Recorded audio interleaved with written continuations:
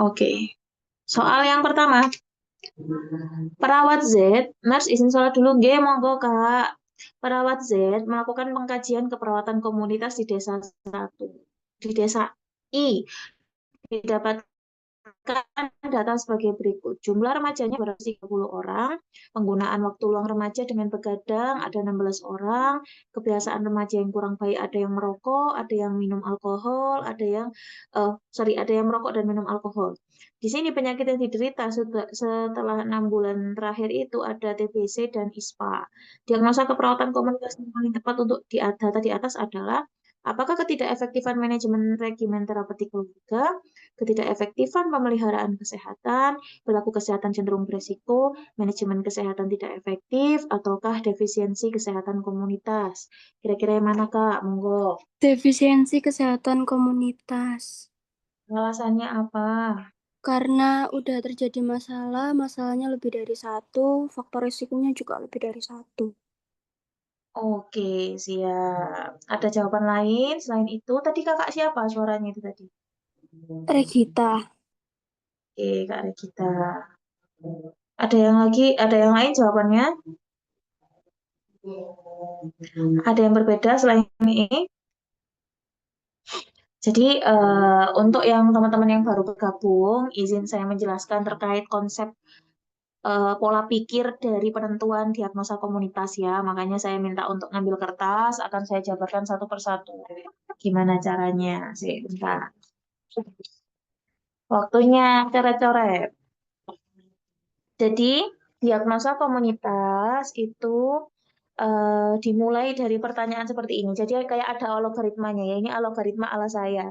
Pertanyaan yang pertama adalah apakah sudah terjadi masalah kesehatan?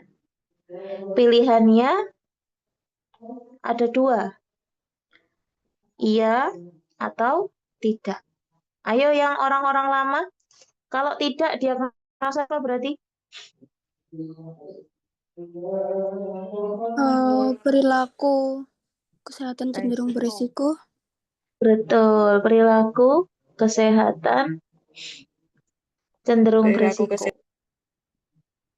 Jadi pada pasien-pasien pada kasus-kasus yang ketika kita lihat tidak ada masalah kesehatan di sana, cuma ada faktor risiko saja yang muncul, berarti sudah pasti diagnosanya mengarah ke perilaku kesehatan cenderung berisiko. Pola pikirnya seperti itu. Kemudian kalau jawabannya iya, ada diagnosa apa aja Kak kira-kira? Yang pertama, apa? Ketidakefektifan, tak singkat aja ya. Nanti samping-sampingnya tak kasih biar nggak ini itu ketid sorry. Ini K KPK, sorry kok KKP. KPK. KPK. Perilaku kesehatan cenderung beresiko ini udah, terus manajemen kesehatan tidak efektif itu singkatannya MKTE. Terus ini DKK ya. Nih. Terus satu lagi. Apa Kak yang belum? Satu lagi diagnosa yang belum muncul apa? Ketidakpatuhan. Apa ya singkatannya ya? KP gitu aja ya. Nah, di sini ketika ditanya apakah sudah terjadi masalah, ya ada masalahnya. Maka diagnosanya yang muncul ada yang pertama ada KPK. Oh, sorry, nggak kayak gini. Maaf, kok lupa. Pertanyaannya, kalau sudah terjadi masalah, iya. Terus, pertanyaan selanjutnya, salah. Pertanyaan selanjutnya adalah, apakah individu paham dengan kondisinya?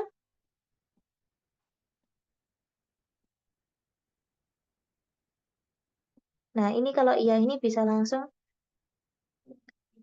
Oh ya Allah, kok aku lupa ya. Astagfirullahaladzim, maaf Kak, maaf. Ada yang step yang satu kelewat lagi Kak. Ada berapa? Pertanyaannya ada berapa?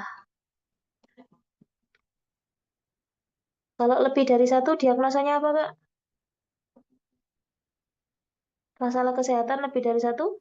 Defisiensi Defisiensi kesehatan kesehatan komunitas. komunitas. Berarti DKK. Ini ya. Kalau lebih dari satu, diagnosanya ini, gitu ya. Kalau cuma satu, muncul pertanyaan. Apakah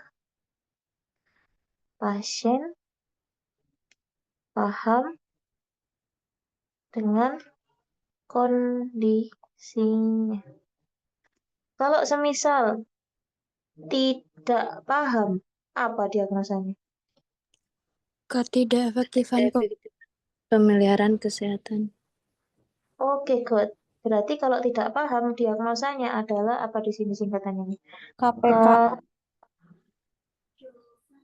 Kalau paham, ada dua. Apa, Kak? Manajemen Apa, kesehatan Kak? tidak efektif. Yes, MKTE sama Sama ketidakpatuhan. KP. Ketidakpatuhan. Nah, jadi kalau kita, maksudnya ini alur berpikirnya ya, alur berpikirnya. Kalau kita ketemu soal komunitas seperti ini, pertanyaan yang muncul pertama kali adalah apakah sudah terjadi masalah kesehatan? Kalau iya, otomatis pilihan perilaku kesehatan cenderung beresiko itu pasti salah. Jadi nggak usah ngambil itu. Kalau iya, pertanyaan selanjutnya adalah ada berapa masalah? Ada berapa masalah? Kalau lebih dari satu, itu sudah pasti mengarahnya ke defisiensi kesehatan komunitas. Makanya di sini tak tulis DKK. Kalau masalahnya lebih dari satu. Tapi kalau masalahnya cuma satu aja, muncullah pertanyaan selanjutnya, yaitu apakah pasien paham dengan kondisinya? Kalau tidak paham, diagnosanya adalah KPK atau ketidakefektifan pemeliharaan kesehatan. Kalau semisal dia paham, maka diagnosanya ada dua. Bisa manajemen kesehatan tidak efektif ataupun bisa juga ketidakpatuhan.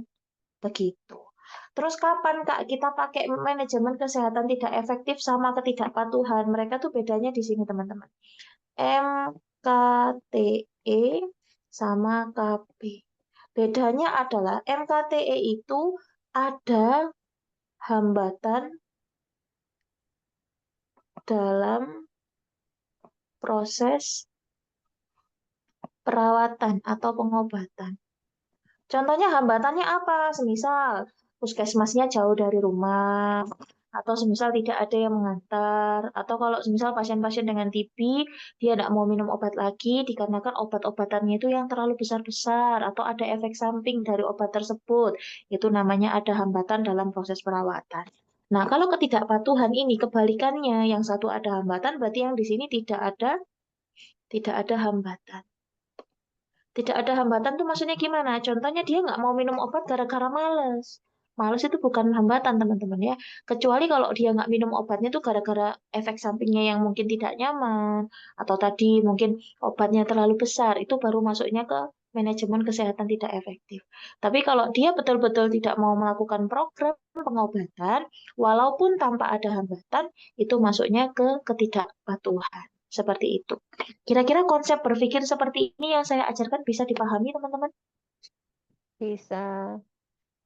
Oke, ayo yang anak baru, yang anak baru, yang baru gabung di Zoom, kira-kira paham nggak? Ini kunci diagnosanya di sini nih.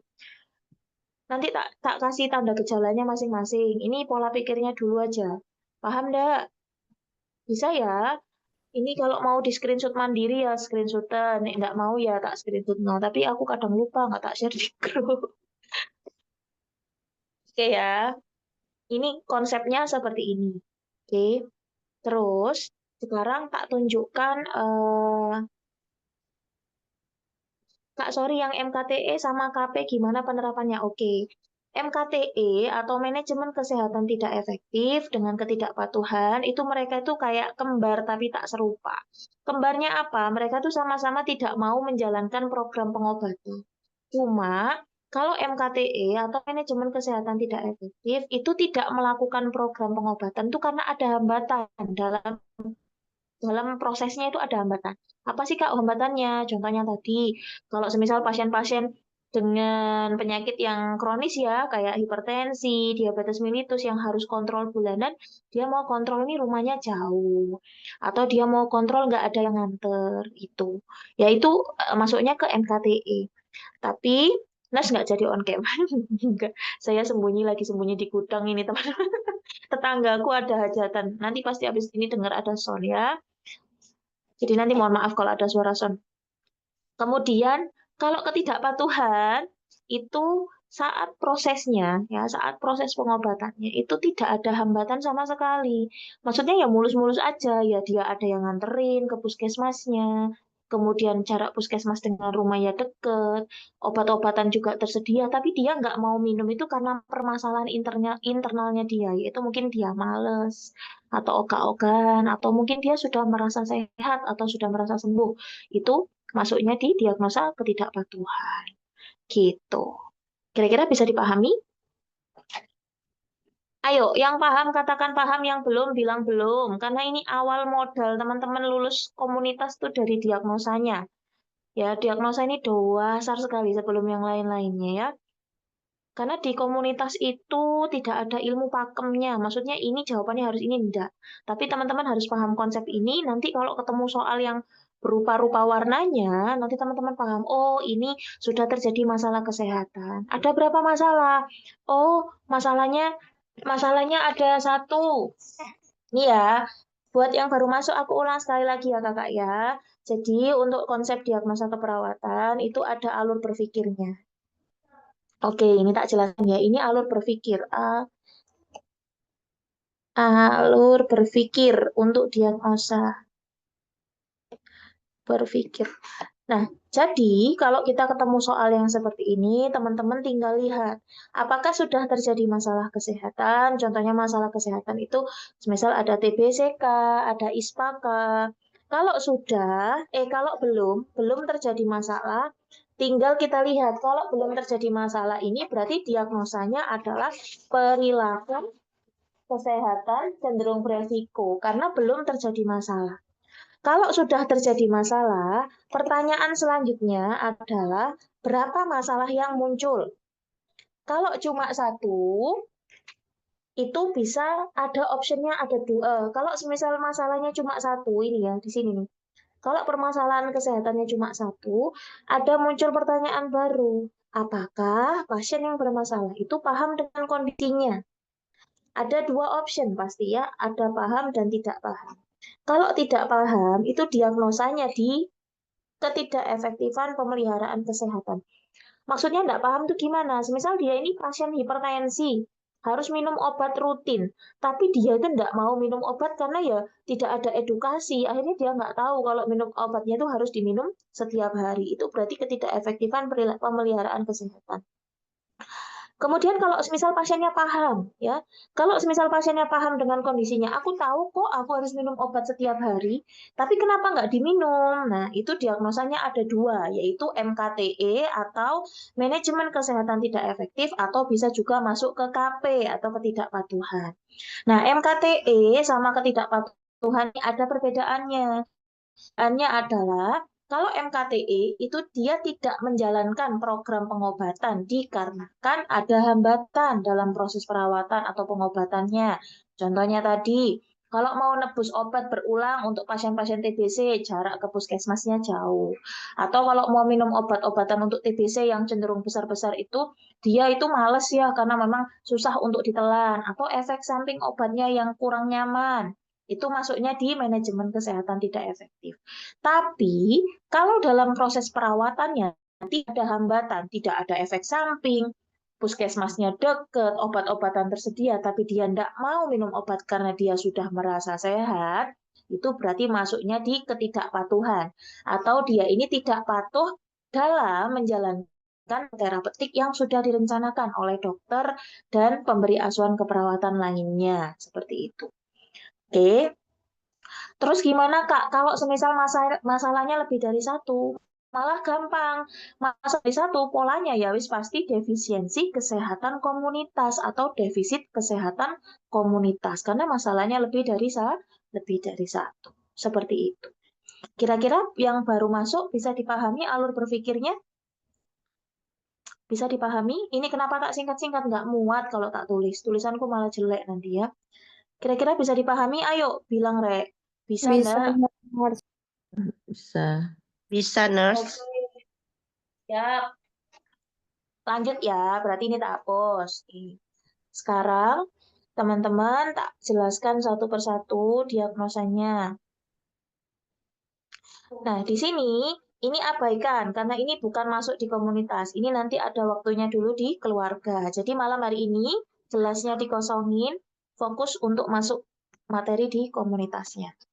Tadi, ketidakefektifan pemeliharaan kesehatan, itu tadi berarti sudah terjadi masalah, namun individu tidak paham terkait masalah yang dialami.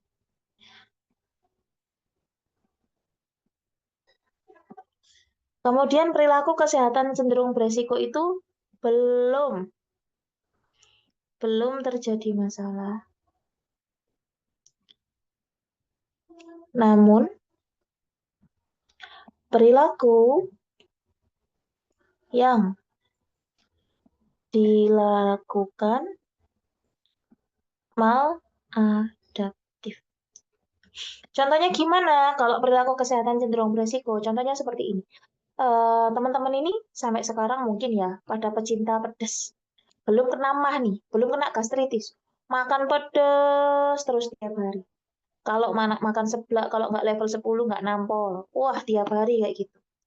Nah, kira-kira perilaku yang seperti itu ataupun kebiasaan yang seperti itu, apakah bisa memunculkan masalah di masa yang akan datang? Bisa. Berarti itu diagnosanya teman-teman adalah perilaku kesehatan cenderung beresiko. Belum kena gastritis, tapi perilaku yang dilakukan berulang-ulang itu nanti suatu saat di kemudian hari akan memunculkan atau akan memicu terjadinya gastritis. Itu namanya perilaku kesehatan cenderung beresiko. Kemudian manajemen kesehatan tidak efektif itu sudah terjadi masalah,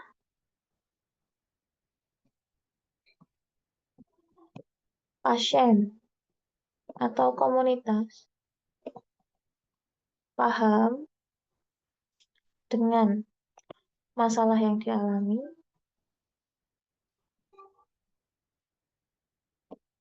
namun ada hambatan dalam proses perawatan atau pengobatan. Kemudian yang ini sudah terjadi lebih dari satu masalah, tidak ada program yang menyelesaikan masalah, plus ada lebih dari satu FR itu faktor resiko yang menurunkan derajat kesehatan. Nah, ini ya penjelasan masing-masing diagnosanya. Nah, di sini teman-teman kita analisa ya. Di sini remajanya 230.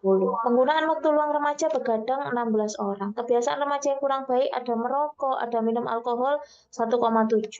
Nah, penyakitnya ada 2. Kalau teman-teman lihat dari penyakitnya aja ini udah masuk ke defisiensi kesehatan komunitas.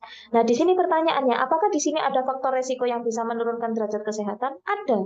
Mana? Begadang, 1. Merokok, minum alkohol. Lebih dari 1 toh? Maka diagnosanya yang paling cocok adalah defisiensi kesehatan komunitas. Nah, mulai kan Sonia? Gimana? Bisa dipahami untuk soal ini? Bisa, Nurse. Bisa ya? Lanjut ya. Iya. Oke. Baik, kita lihat konkret. Apa sih? Oke, good. Nah, ini yang tadi sudah saya tuliskan sama kayak di sini ya. Nanti teman-teman baca lagi. Oke, kita lanjut soal nomor 2. Di desa M, terdapat 50% siswa SD kelas 1 yang mengalami sakit gigi. Diketahui sebagian besar gigi siswa kotor dan mengalami karies. Intervensi utama yang perlu dilakukan perawat pada siswa SD tersebut adalah apakah pendidikan kesehatan, pemeriksaan gigi secara rutin, pemberian tablet kalsium, mengajarkan oral hygiene, ataukah merujuk ke puskesmas? Kira-kira yang mana? D. D. Mengajarkan oral hygiene. Yakin? Alasannya apa? Ya. Hygiene. Alasannya apa, Kak?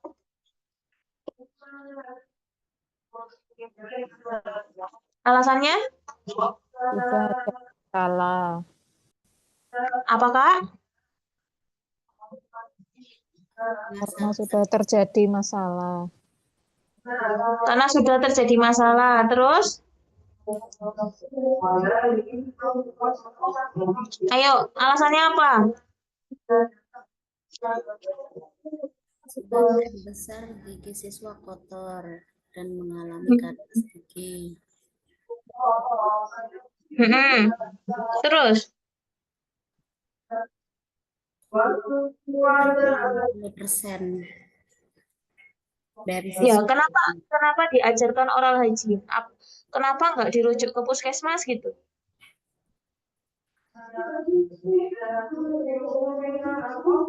Ayo, nggak apa-apa, diskusi yuk, biar teman-temannya tahu. Kenapa milih D? Ini kompak milih D semua. Mengatasi Alasannya apa? masalahnya dulu, Kak. Intervensi utama Kalau intervensi utama itu kenapa? menyelesaikan Mengatasi masalah. masalahnya.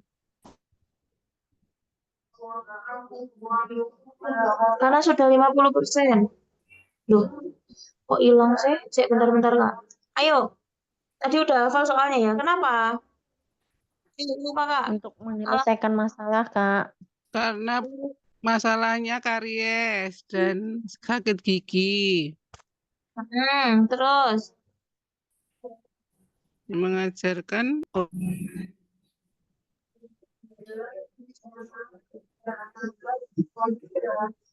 Terus?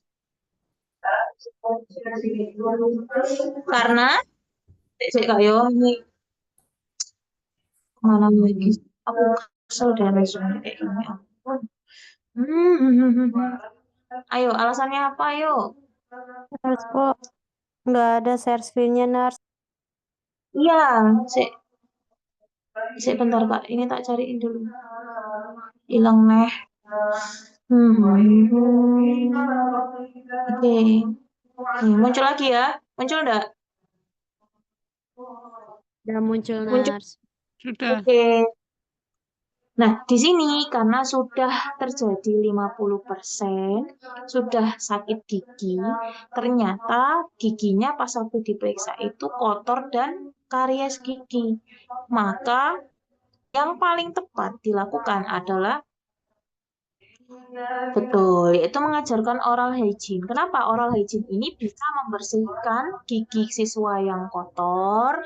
Kemudian kalau misal dia rajin untuk sikat gigi, nanti proporsi anak-anak yang mengalami sakit gigi juga akan menurun seperti itu. Apakah karies itu bisa hilang dengan sikat gigi saja?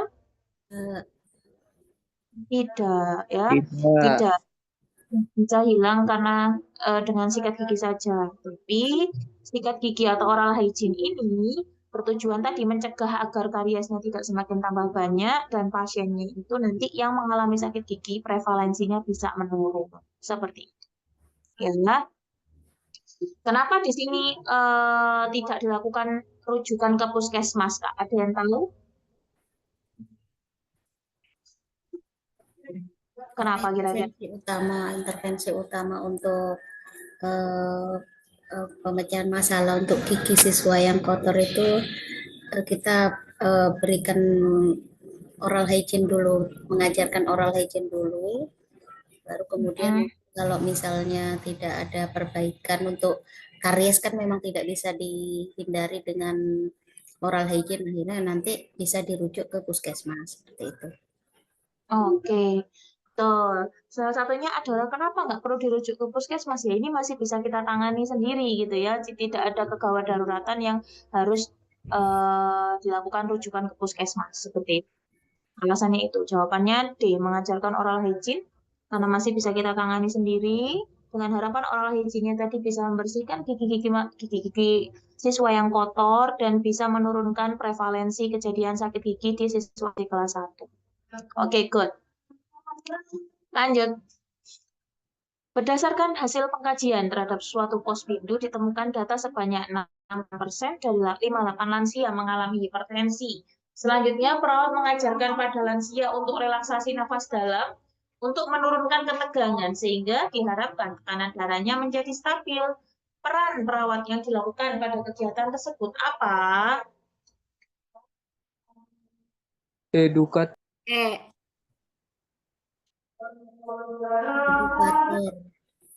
Edukator. Edukator.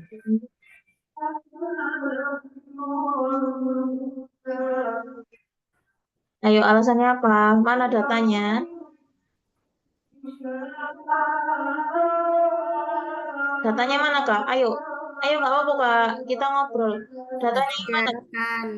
Mengajarkan Perawat lansia mengajarkan pada lansia. mengajarkan menurunkan ketegangan. perawat mengajarkan pada lansia untuk relaksasi napas dalam. Oke. Kata-katanya di sini adalah perawat mengajarkan pada lansia terkait tarik nafas dalam untuk menurunkan ketegangan. Maka jawaban yang betul adalah betul, edukator. Terus sekarang tak tanya, kalau advokator itu apa? Tak panggil ya, aku manggil random ya. Hanya yang tak panggil yang boleh open mic. Kak Ana Febriana. Advokator itu kayak gimana sih, Kak, contohnya? Kak Ana? Ya, nurse. Jadi Advokator. pembela pasien. Nah, kayak gimana sih contohnya? Biar teman-temannya tahu.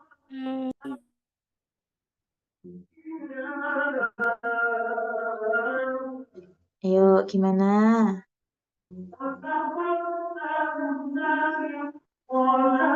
Ada yang mau ini nambahin? Kira-kira advokator tuh contohnya gimana sih? Ada yang tahu? Ayo, ada yang tahu enggak?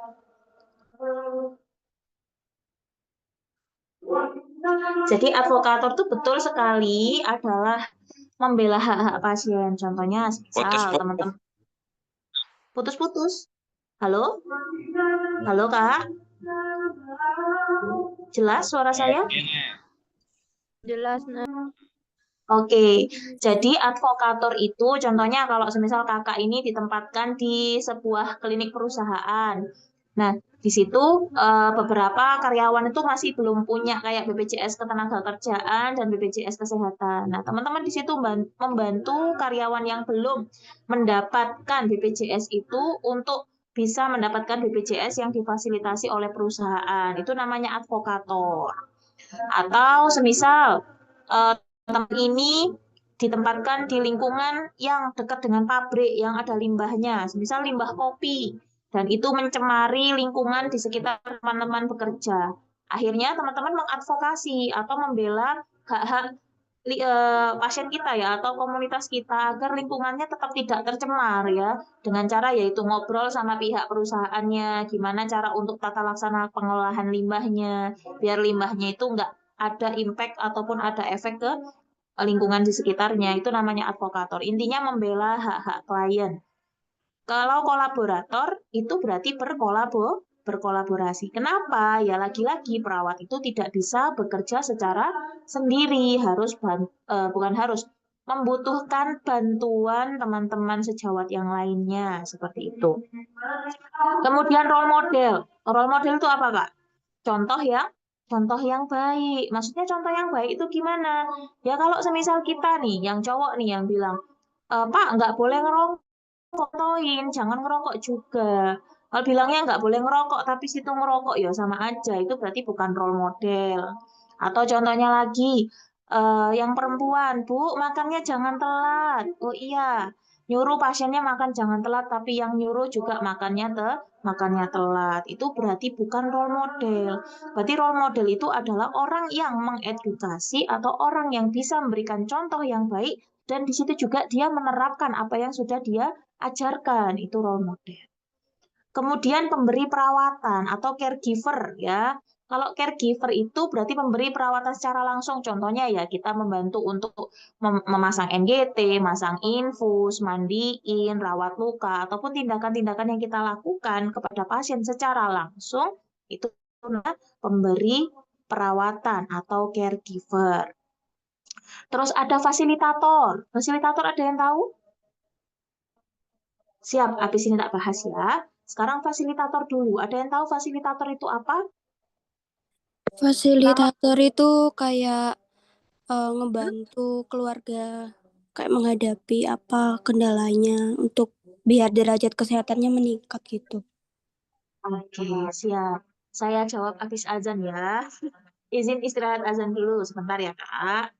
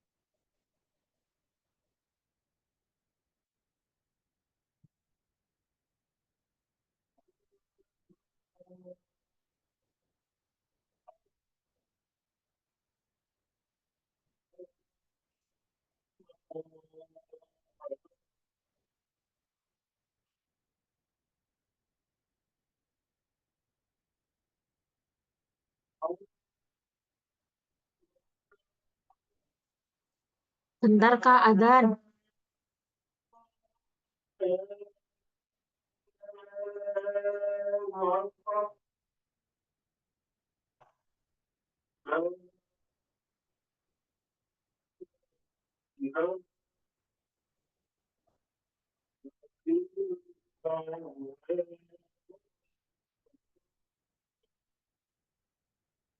La ilaha illallah.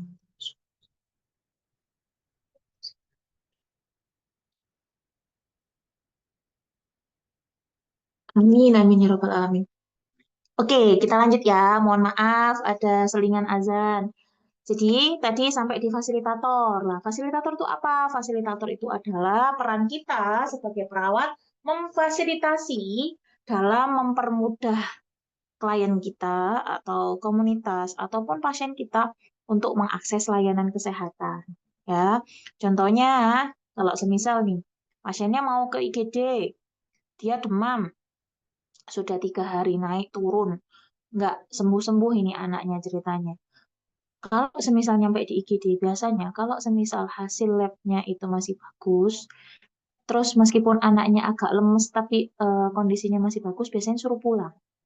Nah, nyampe rumah, panasnya makin jadi, suruh kasih minum nih, misal. Bawa pulang dulu aja, Bu. Belum 3 hari. Nah, belum 3 hari, bawa pulang dulu. Minum-minum di rumah.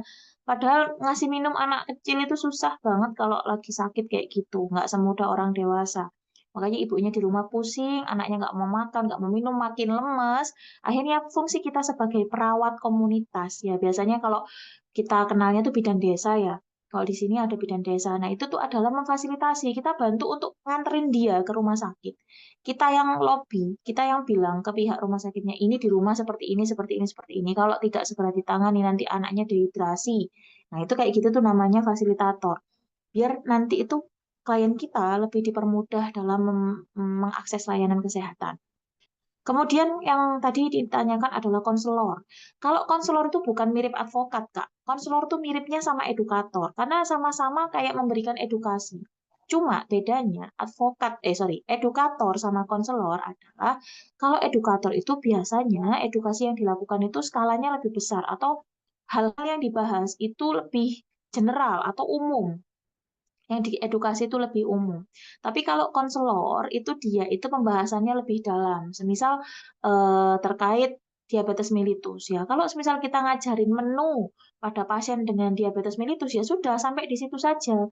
Tapi kalau sebagai seorang konselor, awalnya kita bahas menu terkait diet, nanti lama-kelamaan bahas hal-hal yang lain, semisal kendalanya dalam pengobatan, kemudian masalah yang dihadapi selama pengobatan apa aja, terus gimana dukungan keluarganya. Jadi kayak pembahasannya itu lebih mendalam daripada seorang edukator. Nah, kita apakah bisa menjalankan dua-duanya sebagai edukator atau konselor? Bisa, karena edukator tadi secara umum, kalau konselor itu lebih mendalam pembahasannya dan respondennya ataupun lawan bicaranya itu cuma satu orang kalau konselor. Misal saya dengan Kak siapa nih, Kak X gitu ya, dia konsultasi terkait KB. Nah, konsultasi itu masuknya ke konselor ya. Jadi dia hanya bahas KB dan hanya satu orang dengan perawatnya saja. Tapi kalau edukator itu biasanya yang diedukasi lebih dari satu orang atau lebih general juga topik yang dibahas kayak gitu.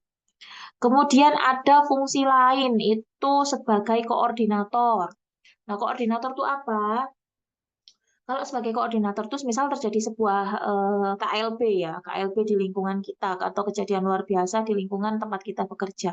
Nah, kita sebagai perawat itu sebagai leadernya. Leader itu maksudnya gimana, Kak? Ya mengatur, oh ini kalau terjadi KLB diare misal, apa yang harus dilakukan? Siapa saja yang harus saya libatkan? Kemudian saya harus bekerja sama dengan siapa? Itu fungsi seorang koordinator. Jadi ngatur, oh ini nanti semisal saya harus minta RT-nya ini untuk datang ke sini. Saya minta ini harus ke sana, nanti saya harus ke sini. Itu namanya koordinator. Jadi dia eh, mengatur dan memimpin ketika terjadi suatu masalah ataupun sebuah problem di masyarakat gitu. Fungsinya banyak banget sih. Nanti ada beberapa soal yang akan bahas fungsi selain soal ini. Gitu ya. Oke, sekarang ini masuk di strategi intervensi keperawatan komunitas. Hasil pengkajian yang dilakukan oleh perawat puskesmas ditemukan data bahwa belum terdapat pengelolaan sampah yang benar. Sampahnya masih dibakar dan dibuang di pekarangan sehingga berserakan di area pekarangan warga. Perawat bersama tokoh masyarakat membentuk kader peduli sampah yang dibentuk dari remaja Karang Taruna. Apakah strategi intervensi keperawatan komunitas yang dilakukan oleh perawat? Apakah kerjasama? Kerjasama itu mitra ya, ya mitra. Kemudian pendidikan kesehatan, kerjasama dan Penkes, pemberdayaan masyarakat atau pemberdayaan kader. Kira-kira apa? Nanti tak jelasin habis ini satu-satu.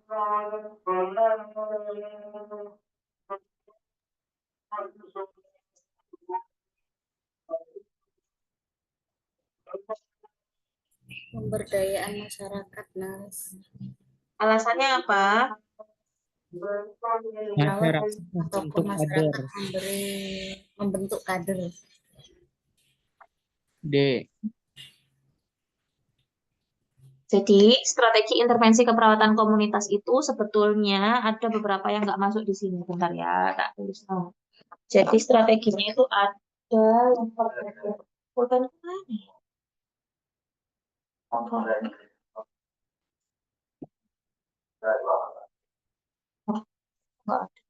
Sebentar, Kak. Strategi, oh ini. Strategi pemberdayaan masyarakat itu ada 5. 1, 2, 3, 4, 5. Ya. Coba saya jelaskan satu persatu.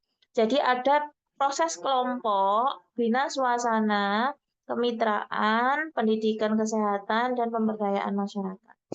Kalau kasus di atas tadi, karena dia ini memberdayakan masyarakat di sekitar untuk menjadi seorang kader peduli sampah, maka jawabannya adalah pemberdayaan masyarakat. Pemberdayaan masyarakat itu adalah kita gimana caranya bisa mengajak masyarakat untuk berpartisipasi ataupun bahkan menjadi garda terdepan dalam menyelesaikan masalah yang dialami. Contohnya ini tadi, banyak sampah yang berserakan, terus sampahnya masih dibakar, akhirnya dibentuk masyarakat peduli sampah atau kader peduli sampah. Karena kita melibatkan masyarakat dalam penyelesaian masalah tersebut, itu pemberdayaan masyarakat. Kalau pendidikan kesehatan, kapan kita gunakan? Sudah pasti ketika kita dapat masyarakat yang pendidikannya, bukan pendidikan, yang pengetahuannya kurang, makanya harus dilakukan edukasi kesehatan. Itu kapan itu waktu kita harus menggunakan pendidikan kesehatan.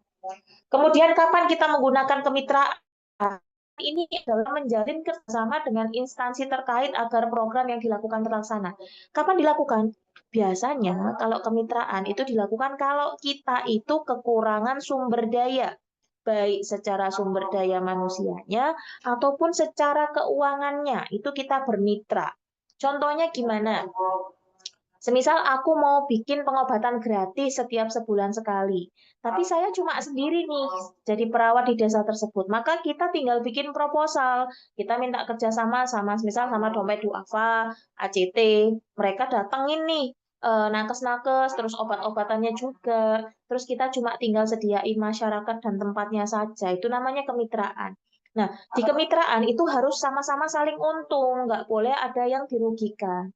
Nah, contohnya tadi yang sudah saya jelaskan, saling untungnya bagaimana? Ya, saling untungnya program saya terkait pengobatan gratis bisa berjalan, pihak Dompet Duafa atau ACT-nya juga sama, program mereka juga bisa berjalan gitu. Itu sama-sama untung dan terbuka. Jadi tujuannya itu kita kasih tahu dulu. Tujuan kita bermitra itu apa? Oh, tujuannya saya minta ini.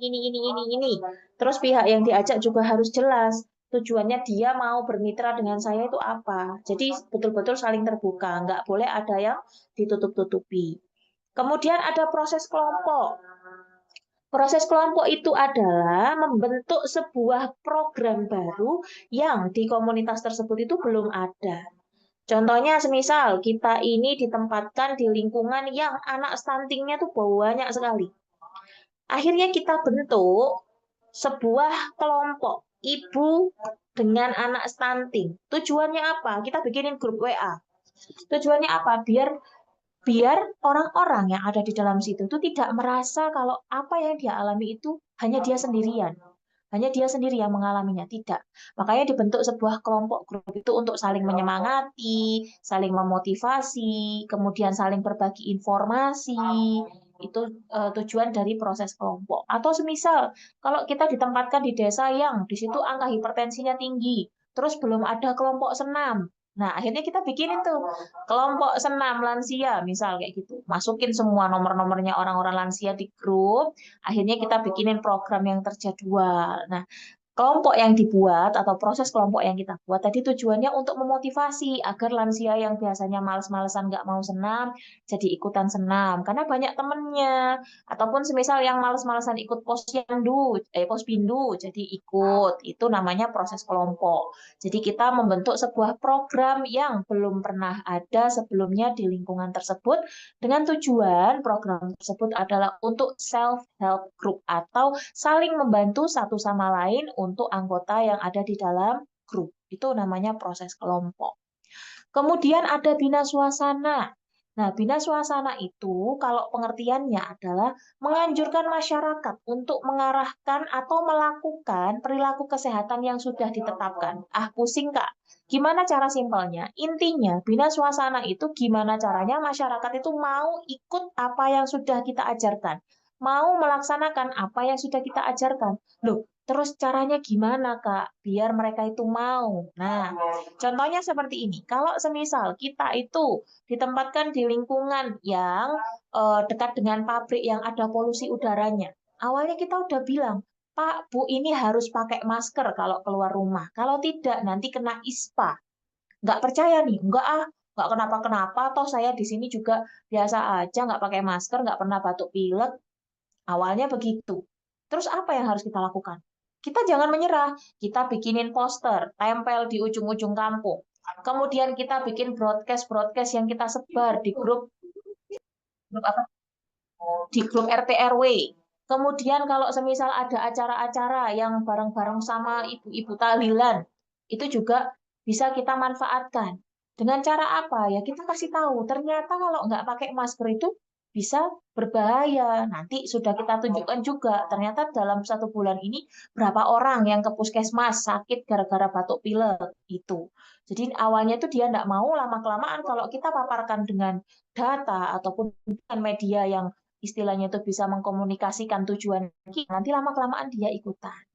Contoh realnya adalah ketika dulu kita COVID. Mungkin teman-teman yang udah gabung Zoom dari lama udah bosan nih Kak cerita-cerita begini ya. Jadi saat COVID, teman-teman awalnya mau nggak pakai masker? Mau nggak pakai face shield? Nggak mau. Kenapa ya? Karena kita menyangkal kalau COVID itu nggak ada. Tapi apa yang dilakukan Kemenkes? Kemenkes tidak patah semangat. Bikin poster, bikin video. Dia bikin press conference setiap hari untuk mengupdate berapa ribu orang yang meninggal pada hari itu. Akhirnya apa? Takut nggak? Takut. Akhirnya apa? Maskernya jadinya habis stoknya di ini dijual belinya udah nggak ada. Masker sampai bisa nembus angka 100.000, 200.000. Karena saking panik buyingnya.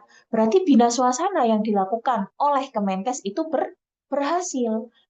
Nah, bina suasana itu nggak hanya cuma secara media massa ya, media massa baik dari poster, video, enggak. Tapi dengan cara menakut-nakuti seperti itu tuh juga bisa menjadi cara yang manjur untuk menggiring agar masyarakat itu mau melakukan apa yang kita ajarkan. Gitu. Itu bina suasana.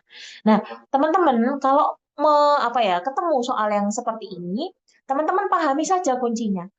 Maunya gimana sih? Soalnya ini, oh di sini maunya adalah memberdayakan masyarakat. Ya sudah pasti jawabannya adalah pemberdayaan masyarakat.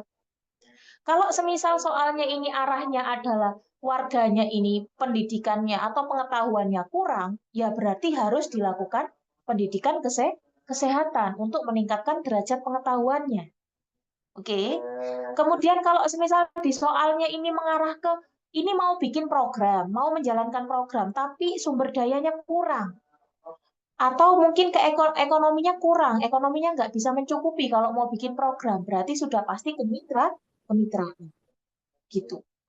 Kemudian kalau di soalnya, di situ diceritakan kalau sebelumnya itu belum ada program, terus perawatnya mau bikin program baru sesuai dengan masalah yang terjadi, ya berarti proses kelompok. Gitu. Terus yang terakhir, kalau semisal soalnya ini mengarah ke gimana caranya si perawat tadi itu bisa mengajak masyarakat untuk mengikuti perilaku yang sudah dia ajarkan, entah PHBS ataupun yang lainnya, itu berarti arahnya ke bina suasana. Gitu. Jadi pahami saja kuncinya. Karena komunitas itu adalah soal-soal nalar. Tidak ada kata pastinya. Kayak KMB, misal pasiennya dengan kelebihan cairan. Intervensi utama atau tepatnya itu diuretik. Kalau yang prioritasnya batasi cairan, itu KMB. Kalau kalau soal-soal komunitas itu tidak ada seperti itu. Yang ada hanyalah poin-poin dari materi-materi seperti ini harus teman-teman pahami intinya apa. Nanti ketika ketemu soal, teman-teman analisa. Oh, ini maunya ke sini nih. Berarti jawabannya adalah ini. Gitu. Contoh soal di sini, oh ini di sini maunya adalah membentuk kader peduli sampah. Berarti ini dia mau memberdayakan orang-orang yang ada di lingkungan tersebut untuk menyelesaikan masalah. Berarti sudah pasti jawabannya adalah pemberdayaan masyarakat. Gitu. Kerjasama sama kemitraan itu sama ya. Gitu. Kira-kira bisa dipahami untuk strategi intervensi keperawatan komunitas. Proses kelompok sama pemberdayaan masyarakat, ya kalau pemberdayaan masyarakat itu lebih ke partisipasi aktifnya, Kak. Partisipasi aktif dalam menyelesaikan masalahnya. Mereka itu yang jadi garda terdepan dalam menangani masalah yang terjadi. Kalau proses kelompok itu masih istilahnya perawat itu masih ikut campur dalam membentuk sebuah program baru. Terus diharapkan ketika ada program baru itu mereka apa sih namanya mereka mau join gitu. Intinya mereka mau ikut dalam program yang kita bentuk gitu. Kalau pemberdayaan masyarakat, perawat itu hanya di belakang layar. Yang menyelesaikan masalahnya itu masyarakatnya sendiri, kita cuma sebagai motivator ataupun bahkan supervisor aja ya. Arahnya ke sini. Oh ya sudah, kita ikuti aja maunya masyarakatnya kayak gimana. Nah, pemberdayaan masyarakat ini biasanya dilakukan lewat apa? Teman-teman pernah suruh apa sih namanya? Musyawarah Masyarakat Desa atau MMRW, MMD. Nah, itu kan kita paparkan nih, masalahnya apa aja sih di lingkungan ini. Habis itu kita kembalikan ke masyarakatnya. Kalau masalah kayak gini, kira-kira solusinya apa ya, Pak? Nah, itu salah satu bentuk dari pemberdayaan masyarakat atau melibatkan masyarakat dalam memecahkan masalah yang mereka alami. Sementara kalau proses kelompok itu perawat yang masih mencari solusi dari permasalahan yang ada dan masyarakat itu cuma ikut serta gitu aja. Bedanya di situ. Gimana? Bisa dipahami? Mau lanjut? Lanjut. Lanjut.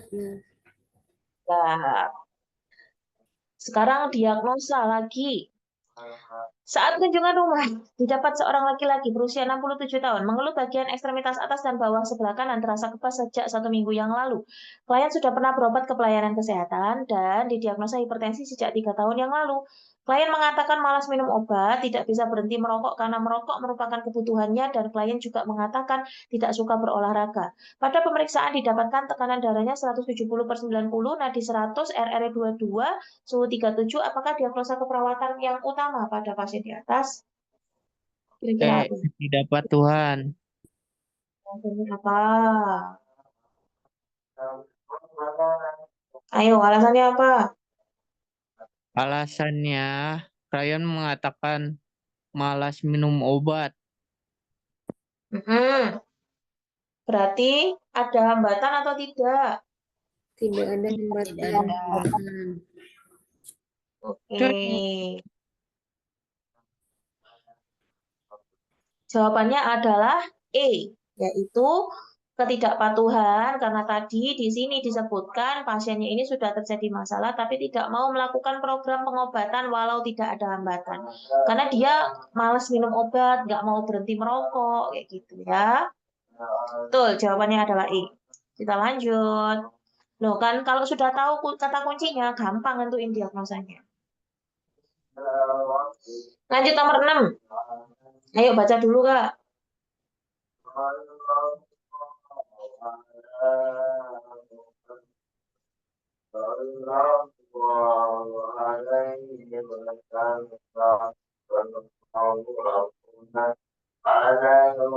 Ayo baca dulu ya. Hasil pengkajian yang dilakukan di sebuah sekolah didapatkan hasil absensinya karena sakit 37%.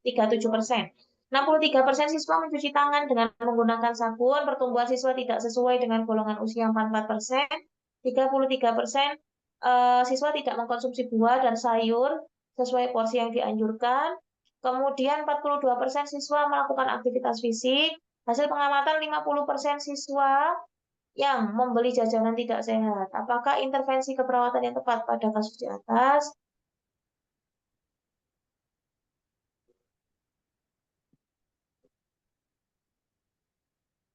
Yuk, yang mana jawabannya? Alasannya?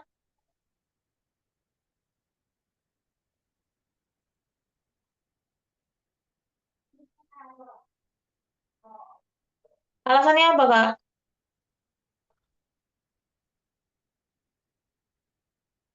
50% siswa membeli jajanan tidak sehat. Mm-mm. Caranya kalau ketemu soal seperti itu gimana, Kak? Caranya gimana? Dilihat masalah yang terbesar. Masalah yang terbesar di berapa persen? Oke. Jajaran sehat. Presentasinya, presentase. Oke, sip. Good. Nah, cara mainnya seperti itu ya. Jawabannya adalah E. Nah, di sini Nurse kalau ada pilihan menyarankan kantin sehat. Sebetulnya kalau semisal ada kantin sehat, tapi kalau semisal anak-anaknya itu nggak paham kalau jajan yang sehat itu gimana, sama aja sih, Kak. Jadi kalau aku di sini, mungkin bocil-bocil itu kan suka jajan sembarangan karena dipikir ya wis enak gitu aja kan, nggak mikir itu bersih atau enggak gitu kan. Makanya itu sebetulnya pengetahuan si bocilnya yang harus dibenerin dulu. Makanya di sini kan hasil pengamatan 50% siswa yang membeli jajanan tidak sehat. Nah, jajanan tidak sehat itu dalam tanda kutip seperti apa sih? Nah, itu yang harus dijelaskan ke bocilnya dulu. Kalau semisal kita sudah menyarankan ada kantin sehat, tapi kalau pendidikan ataupun bukan pendidikan, pengetahuan si bocilnya kurang terkait jajan yang sehat itu seperti apa, nanti sama aja dia tetap jajan di luar, nggak mau ke kantin sehatnya, gitu. Nah, tadi itu mau menjebak teman-teman di sini. Biasanya, kalau semisal bacanya itu sekilas, terus nggak teliti, ini tadi bisa bisa aja dipikir ini yang paling besar. 63% siswa mencuci tangan, padahal ini positif ya. Maksudnya yang cuci tangan sudah 63%. Ya, sama aja, Kak. Apa sih namanya? Masalah. Konsep utama, tepat, prioritas itu sama nih, komunitas dengan KMB itu sama aja. Nah, kalau semisal tadi teman-teman nggak hati-hati dan tidak membaca dengan teliti, pasti teman-teman milih ini yang akan ditangani. Bisa saja jawabannya C. Oh, ternyata teman-teman paham nih di sini. Oh, di sini siswa mencuci tangan kok, berarti ini nggak termasuk. Nggak termasuk hitungan. Makanya dihitung cuma ini. 44%, 33, 42, sama 50. Maka jawaban terbesarnya ada 50.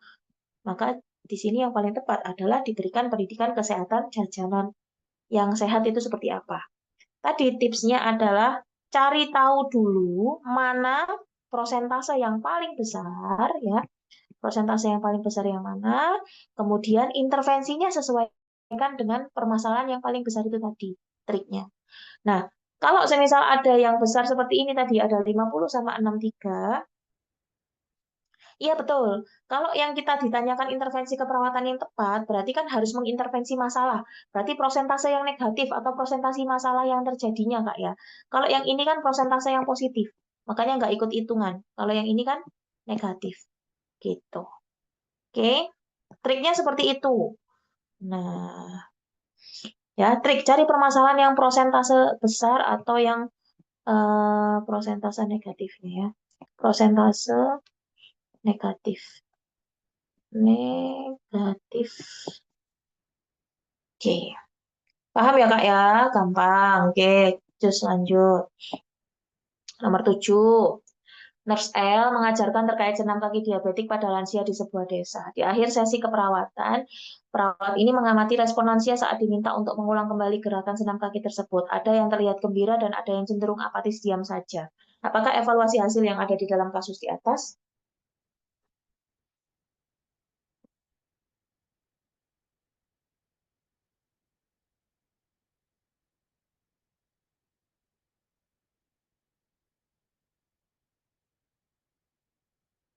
Apa, Kak? Kenapa KIP pilih efektif?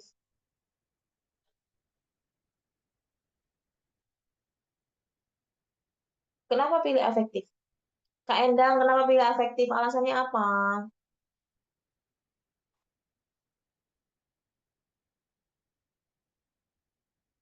Alasannya apa?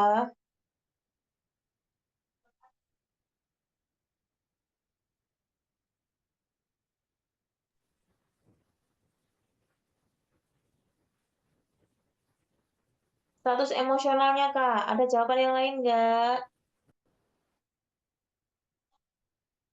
Psikomotor. Pemotor, Psikomotor, Mas. psikomotor atau emosionalnya? Ayo, dibaca soalnya baik-baik.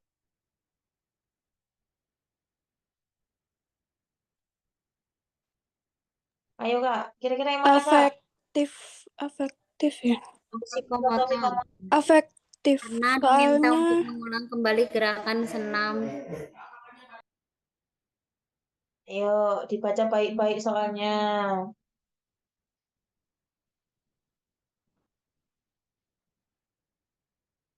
Ayo, di sini kan ditulis, Krek. Mengamati respon lansia saat diminta untuk mengulang Apaktif. kembali. Yang dijelaskan adalah dia ini ada yang gembira, ada yang apatis diam saja. Berarti jawabannya adalah afektif, ya. Mm-mm. Kecuali kalau di sini soalnya saya settingnya seperti ini. Perawat ini apa sih namanya, pasien mampu mengulang kembali gerakan yang diminta oleh perawat. Nah, itu baru psikomotor. Kalau di sini kan perawatnya mengamati responnya selama dia mengulang kembali. Ternyata ada yang bahagia, ada yang apa sih namanya, antusias, ada yang ya udah kelemar-kelemar, apatis. Ya, itu berarti evaluasi hasilnya adalah ke afektif. Nah, buat yang baru ikutan Zoom ini coba saya jelaskan juga ya. Evaluasi hasil di komunitas itu ada 3 macam. Ada kognitif, ada afektif, ada psikomotor. Kapan kita gunakan evaluasi kognitif? Contohnya evaluasi kognitif itu misal kita habis ngajarin terkait diet hipertensi. Nah, itu kita tanya, Ibu, tadi diet hipertensi yang tepat itu gimana? Ada yang jawab, rendah garam, nggak boleh makan minyak. Gitu. Ya, itu berarti evaluasi kognitif. Karena kita menguji kemampuan klien untuk mengingat apa yang sudah kita ajarkan. Gitu. Kalau evaluasi afektif itu terkait status emosional, terkait sikapnya, ya. Misal status emosionalnya tadi, apakah dia itu perengat-perengut, ya. Teman-teman paham perengat-perengut ya? Cuek, jutek, ataukah dia tuh orangnya humble, bahagia selama proses pembelajaran. Itu afektif. Ataupun kalau semisal setelahnya, setelah kita ajarkan atau setelah kita edukasi, dia ini merubah sikapnya yang awalnya semisal dia ini semisal bapak-bapak nih ya, kita edukasi terkait merokok, nggak boleh Pak merokok, nanti bisa anaknya kena ISPA dan PPOK semisal. Setelah diedukasi itu ternyata bapaknya ini beberapa hari tidak merokok, itu berarti evaluasi afektif juga, adanya perubahan sikap setelah dilakukan edukasi. Nah, kalau evaluasi psikomotor itu adalah dia itu bisa mengulang kembali apa yang sudah kita ajarkan dalam bentuk gerakan. Namanya aja psikomotor. Jadi dia itu bisa mengulang kembali yang sudah kita ajarkan dalam bentuk gerakan. Contohnya, misal dia ini tadi senam kaki, ya berarti dia bisa mengulang kembali dan itu betul sesuai dengan yang diajarkan. Atau semisal senam lansia, atau misal kita ajarkan cara untuk bikin jus timun, dia di situ bisa bikin jus timun sesuai dengan yang kita ajarkan. Berarti evaluasi psikomotornya baik, ya, itu. Kalau kognitif itu terkait daya ingat, Kak. Jadi pasiennya tuh ingat nggak sih apa yang kita ajarkan tadi? Mungkin pas waktu kita tanya tadi ya, diet hipertensi itu gimana, Bu? Oh, diet rendah garam, suster, atau tidak makan minyak. Nah, itu terkait gimana cara dia itu mengingat kembali apa yang kita sudah ajarkan. Kalau psikomotor itu juga sama, melakukan kembali. Pasti mengingat-ingat juga, tapi dalam bentuk sebuah gerakan kalau psikomotor itu. Kalau kognitif tidak ada gerakannya, cuma mengingat apa yang sudah kita ajarkan saja. Kalau afektif itu terkait status emosional atau respon emosionalnya plus perubahan sikap setelah dilakukan edukasi. Gitu. Kira-kira bisa dipahami? Lanjut. Ayo, ini berapa nih? Wah, tinggal dikit lagi nih waktunya, ayo. Enggak sih, 40 menit lagi. Soal nomor 8. Seorang perawat melakukan edukasi terkait diet dan patuh obat pada lansia dengan diabetes mellitus. Edukasi ini dilakukan di balai warga. Strategi intervensi keperawatan komunitas apa yang digunakan? Apakah prevensi primer? Bukan ini. Ini pertanyaannya salah, bukan strategi intervensi. Pencegahan. Pencegahan apa yang dilakukan pada kasus di atas? Apa jawabannya? Sekunder. Alasannya kenapa? Primer, Yang Nas. jawab. Primer. Oh, ayo. Primer atau sekunder? Primer. Sudah pada individu yang sakit pada lansia dengan diabetes mellitus. Apa Langsung tadi yang sekunder sini atau primer? Kenapa pilih primer?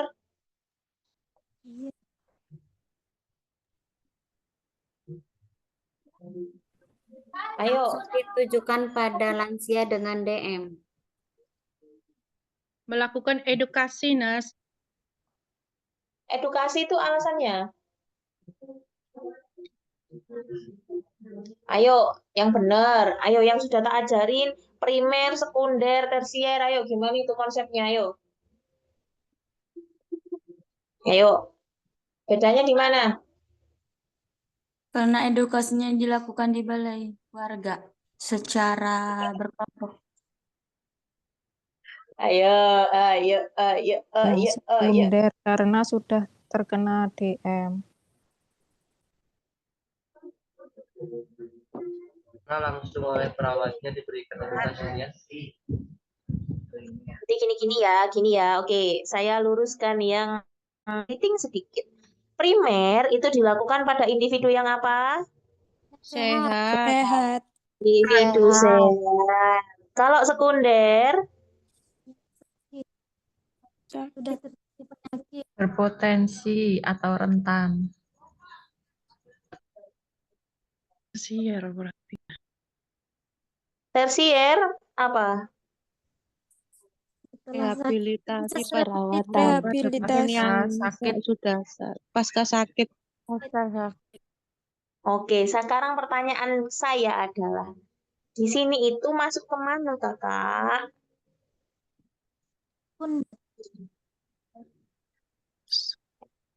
Sudah sakit belum? Pasiennya sakit enggak ini? Sakit. Sudah sakit diabetes. Sakit sakit kan? Diabetes itu sakit toh? Ya. Loh, Ya, kok tersier? sekunder. Kalau tersier itu fokusnya adalah pasca sakit, pasca perawatan ya Kak, pasca perawatan. Tersier itu fokusnya pasca perawatan. Kalau maksudnya pulang dari rumah sakit gitu. Berarti mana? Sekunder. Karena di sini lansianya ini punya sakit diabetes mellitus. Kecuali kalau semisal dia gini. Seorang perawat melakukan edukasi terkait terkait pencegahan diabetes mellitus pada lansia. Nggak ada embel-embel lansia dengan DM atau lansia dengan hipertensi. Berarti itu lansia sehat kan? Kalau sehat, ya kalau lansianya sehat nggak ada penyakit ya primer. Kalau yang kita hadapi itu dia sudah punya sakit, sudah diabetes, sudah hipertensi, asam urat dan segalanya, itu berarti masuknya sekunder meskipun bentuknya adalah edukasi. Tapi yang membedakan primer, sekunder, tersier itu adalah individu yang kita hadapi itu. Dia sehat, dia ada masalah, atau dia setelah dirawat di rumah sakit. Gitu. Nah, karena di sini dia ini sakit, ya, diabetes mellitusnya sakit, berarti sekunder. Tujuannya apa? Edukasi yang dilakukan ini tujuannya adalah mencegah agar tidak semakin parah. Kalau yang primer tujuannya apa kalau edukasinya? Agar tidak terjadi penyakit. Yang sehat biar tetap sehat. Kalau yang sekunder, yang sakit itu biar tidak sampai parah. Makanya di sini diajarin diet sama patuh obat. Kalau dia dietnya teratur, patuh minum obatnya kan otomatis otomatis bisa meminimalisir naik turunnya kadar gula darah, kayak gitu. Nah, kalau tersier itu adalah pasca perawatan dari rumah sakit. Khusus pasien-pasien yang semisal bed rest, pasien stroke, pasien dengan gangguan mobilitas fisik, itu masuknya ke sana. Karena kita fungsinya di tersier ini adalah mengoptimalkan fungsi yang semulanya itu bagus, terus karena sakit mengalami penurunan. Itu fungsi dari tersier. Nah, apakah rehabilitatif sama kuratif ini masuk? Bukan, ini pemanis buatan. Jadi fokusnya hanya di 3 ini. Nah, kata kuncinya lihatan primer, sekunder, tersier itu kelihatan dari ini aja. Abaikan edukasinya. Jadi edukasi itu yo iso masuk primer, yo iso masuk sekunder gitu. Iso bisa masuk tersier nggak bisa. Kalau kita ngajarin keluarganya untuk melakukan miring kanan, miring kiri pada pasien post stroke setelah dirawat dari rumah sakit. Jadi dia tuh bisa masuk semuanya gitu. Bisa dipahami sampai sini? Izin bertanya. Boleh. Yang nanya monggo. Apa, Kak? Ya, berarti ini yang pemahamannya ini berarti bukan berdasarkan tindakan ya, Nils ya. Maksudnya Iya, apa yang betul. Kita nggak berdasarkan tindakan, tapi dari sasaran individu yang ada di depan kita ini apa gitu loh, Kak. Kalau edukasinya ke orang yang sehat, berarti prevensi kita adalah primer, fokusnya mencegah agar tidak terjadi penyakit. Kalau edukasinya ke orang yang sudah sakit, itu tujuannya adalah mencegah agar tidak terjadi kekambuhan atau semakin parah kondisinya. Kalau kita edukasinya adalah kepada individu atau kepada keluarga yang anggota keluarganya pasca perawatan, berarti tujuannya adalah untuk mengoptimalkan fungsi dari orang yang sakit tadi biar bisa beraktivitas seperti semula, seperti itu. Ya, bisa dipahami? bisa, Nils? Lanjut, Bisa, lanjut ya. Nars. Oke, good. Nah, ini nanti boleh dibaca ya nih ya. Masyarakat yang sehat, yang mengalami masalah kesehatan terus pasca perawatan. Sama sih konsepnya dengan yang saya jelaskan, cuma itu lebih panjangnya. Nomor 9. Seorang perawat mencari data prevalensi kejadian penyakit pada kabupaten tempat dia ditugaskan melalui hasil Riskesdas. Metode pencarian data apa yang dilakukan oleh perawat? Dengar suara son nggak sih, Kak? Masuk nggak kira-kira ke rekaman? Enggak, Nggak Kak. ada. Enggak ada, Nors. Kak. Oh, wis mantap lah kalau nggak ada. Yuk, Literatur review. Kak. yakin literatur review.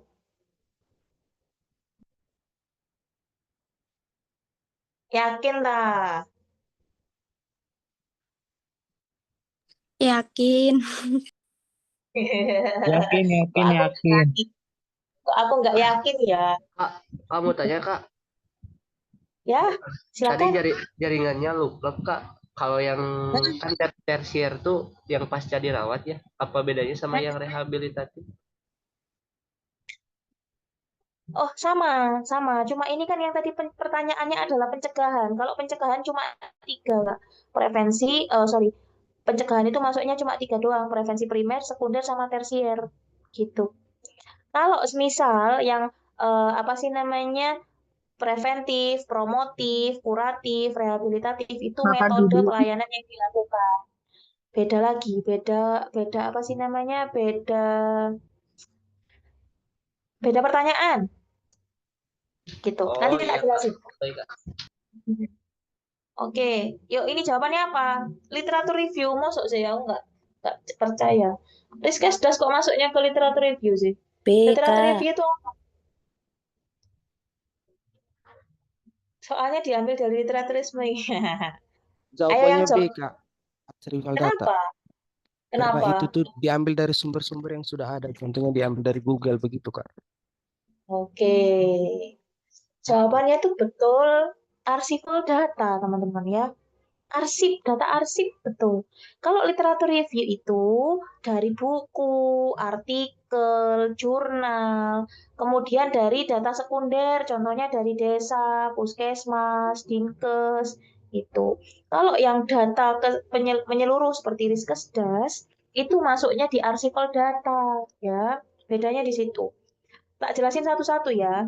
Kalau windshield survey itu jalan-jalan, wes nggak usah panjang-panjang. Windshield survey itu jalan-jalan untuk mapping lingkungan. Kalau wawancara ya berarti nanya-nanya langsung. Nah, biasanya wawancara itu nggak nanya-nanya langsung ke masyarakatnya ya, tapi ke Togatoma, tokoh masyarakat, tokoh warganya yang biasanya digali informasinya. Kemudian kalau observasi itu kita melakukan pengamatan secara langsung di lingkungan tempat kita bekerja. Tadi kalau literatur review itu dari tinjauan pustaka, jurnal, buku, ataupun juga bisa dari data sekunder, contohnya dari kader, desa, puskesmas itu. Kalau survei itu pakai kuesioner ya. Kalau kuesioner berarti pertanyaannya tertutup atau terbuka? Kuesioner pertanyaannya tertutup atau terbuka? Tertutup. Karena apa? Karena jawabannya sudah kita tentukan, ya. Itu kuesioner. Kan biasanya kuesioner pakai pilgan toh, pilihan ganda. Kemudian ada FGD. FGD itu berarti diskusi terkait topik tertentu. Biasanya dilakukan pada musyawarah masyarakat desa ataupun musyawarah masyarakat rukun warga. Musyawarah masyarakat rukun warga. MMRW lah itulah. Itu kepanjangannya apa lupa aku. Kemudian yang terakhir itu archival data. Nah, archival data itu contohnya data-data dari yang berhubungan dengan jumlah penduduk, kemudian jumlah angka kesakitan, angka kematian, terus penyakit pada tahun 2024, 2025 itu kan setiap tahun kan ada update-annya ya. Dan teman-teman dapatnya dari Riskesdas ataupun laporan dari masing-masing kabupaten, itu masuknya di archival data. Gitu. Lanjut ya. Nomor 10.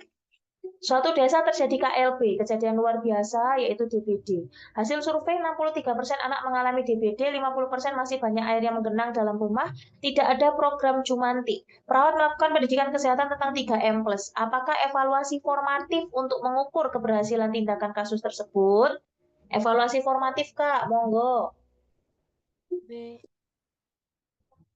B, formatif loh ya.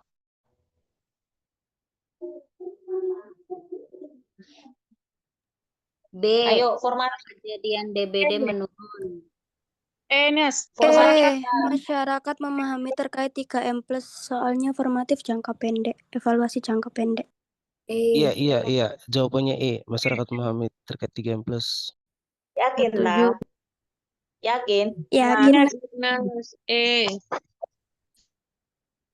Kenapa jadi berubah arah? Tadi B semua, sekarang E.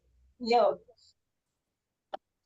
Berarti teman-teman, setelah kejadian ini bisa saya simpulkan, teman-teman itu paham konsepnya, cuma nggak teliti baca perbedaannya. Formatif sama sumatif. Kalau formatif itu apa? Jangka apa? Pendek, panjang? Pendek. Kalau sumatif jangka Panjang. Nah, ini kan yang ditanya formatif jangka pendeknya. Kalau habis Penkes otomatis formatifnya adalah adanya peningkatan pemahaman gitu. Ya. Nah, ini tadi adanya tidak lanjut. Tindak lanjut itu berarti masuknya kemana?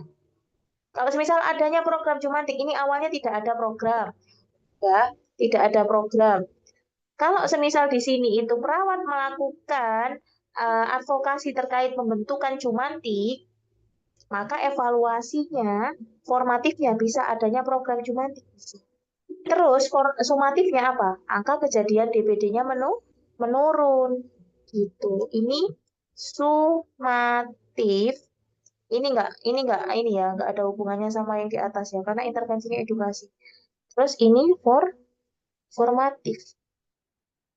Jadi hati-hati dalam membaca pertanyaannya teman-teman. Bisa jadi teman-teman tuh paham, cuma ini yang kurang teliti. Akhirnya yang harusnya jawabannya formatif malah dijawab sumatif. Harusnya sumatif dijawab formatif. Kebalik-balik kan emang ya. Padahal pertanyaannya gampang. Ini formatif, sumatif itu formatif jangka pendek. Setelah teman-teman berikan intervensi, saat itu juga teman-teman bisa evaluasi. Apalagi kalau intervensinya Penkes, otomatis setelah dilakukan Penkes adanya peningkatan derajat pengetahuan. Simpel toh? Nah, kalau sumatifnya ya tinggal kita lihat di sini masalahnya apa. Oh, masalahnya DBD. Berarti harapannya setelah kita berikan intervensi, angka DBD-nya tuh turun gitu. Kira-kira bisa dipahami? Untuk formatif sumatif teman-teman Paham. paham ya? Oke, good. Ini ya. Jawabannya I. Lanjut. Mas mau tanya, ada soal tentang pendidikan?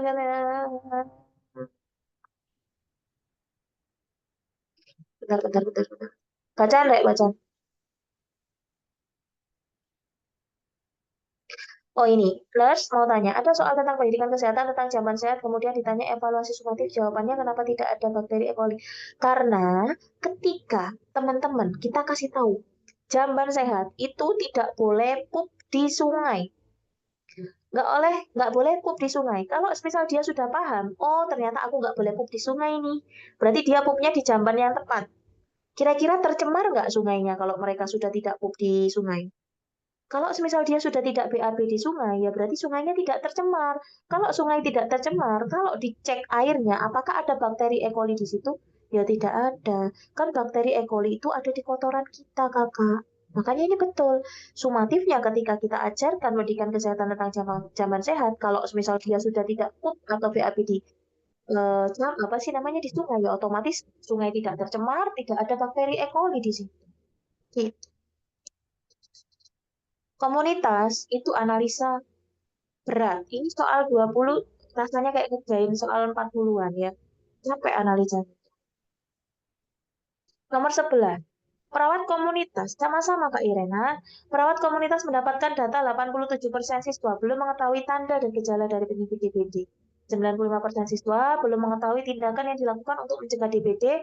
80% siswa belum mendapatkan informasi tentang DBD dari puskesmas. Dan terlihat banyaknya jentik nyamuk di penampungan air sekolah. Banyaknya sampah yang berserakan. Informasi dari guru setahun yang lalu ada yang menderita DBD. Dan masanya apa? Sudah terjadi masalah, tidak tahu, berarti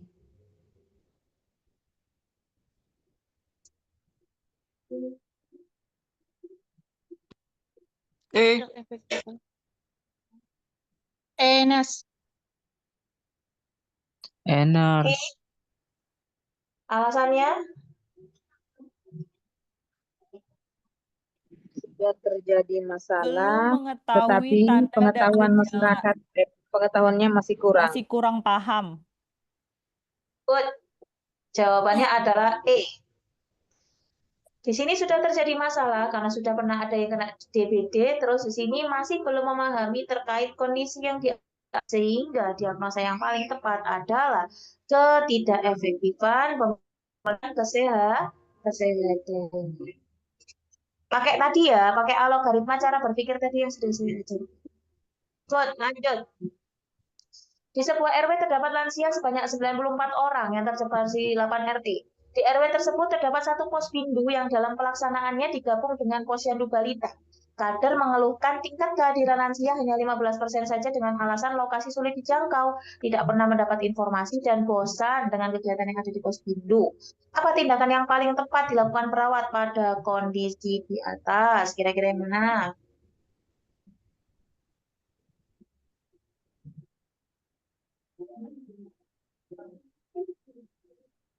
Membentuk posbindu baru. Membentuk posbindu baru.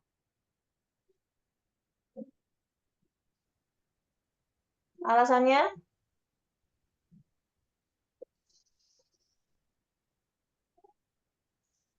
Alasannya apa? Posyandunya digabung dengan posyandu Karena balita. lansianya terlalu banyak, baru cuma satu posbindunya.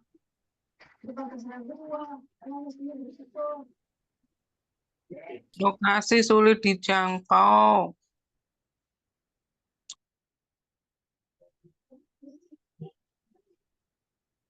Oke, karena alasannya adalah lokasi sulit dijangkau. Maka jawabannya adalah membentuk posbindu baru 8 RT cuma satu posbindu doang ya. Makanya kurang banget ini. Makanya harus dibentuk posbindu yang baru. Good. Oke. 13. Diagnosa lagi. Langsung.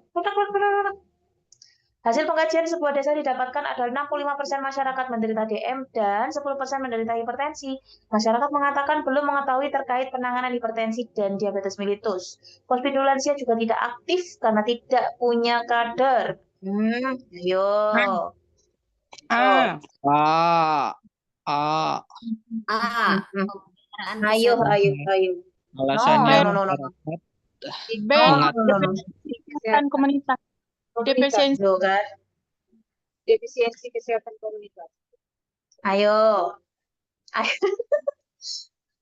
Jangan buru-buru, Kak. Waktunya semenit. B. Ayo, kenapa pindah haluan? Ayo, kenapa tidak menjadi yang A saja? Hah? Alasannya Karena apa? alasannya gini, masyarakat Tidak mengatakan efektif. mengetahui terkait penanganan hipertensi Dari satu atau masalah.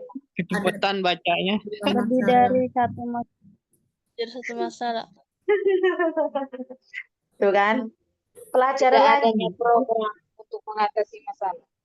Oke, good. Ubur-ubur ikan lele. Jawabannya B, Le. Ya, betul. Jawabannya B, guys. Tadi teman-teman tuh paham, cuma bacanya kurang hati-hati ya. Jewer nih ya. Kurang 65%. fokus. Nah, itu 10% kena hipertensi itu udah terlihat nyata di mata. Udah kelihatan ini langsung baca. Ada dua Berarti nih. kalau udah langsung 2, udah defisiensi gitu ya, nurse ya? Iya, betul. Kalau masalahnya sudah lebih dari 1, itu sudah pasti DKK.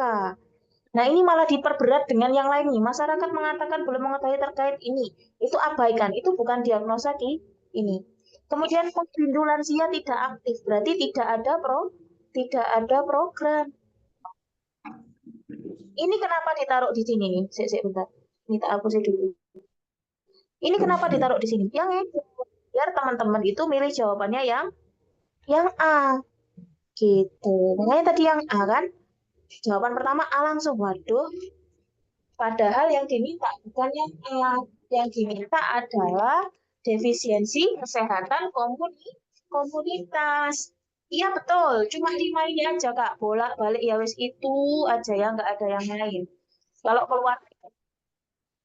keluarga nanti ada sendiri ya Kak ya. Gitu ya. Konsepnya tadi ya. Ingat. Oke, kira-kira bisa dipahami? Bisa. Enggak. Clear, lanjut. Hati-hati lo ya, pelan-pelan lo ya bacanya lo ya. Seorang perawat datang ke rumah pasien post-stroke untuk membantu mengajarkan terkait ROM. Lo sudah kelihatan. Jawabannya apa yuk? Tersiernya. Tersier, Kak. Tersier jawab. Ya, jawabannya tersier. Karena dia pos sakit, pasien yang masih membutuhkan perawatan untuk mengoptimalkan fungsi. Sudah pasti jawabannya adalah tersier. Ya, ingat, primer pada individu yang sehat, sekunder yang bermasalah atau yang mengalami masalah kesehatan. Yang tersier itu pasca perawatan atau pasca sakit yang membutuhkan bantuan perawatan di rumah untuk mengoptimalkan fungsi. Oke. Lanjut, diagnosa lagi. Monggo, dibaca dulu.